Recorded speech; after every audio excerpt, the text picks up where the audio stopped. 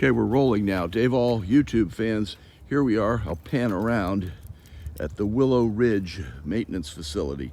That goes out to North Street, and we're paralleling Boxwood. You see Stormy hanging out, and we're gonna walk over here to the par 5 and look down to, and you see John Florence here in the foreground, and we'll walk over to the top of the tee, and this is the lovely back of Laura Coash's house.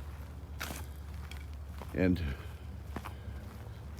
so here, as we walk up onto the tee, I'm trying to remember which hole this is at Willow Ridge, but it's a lovely long par 5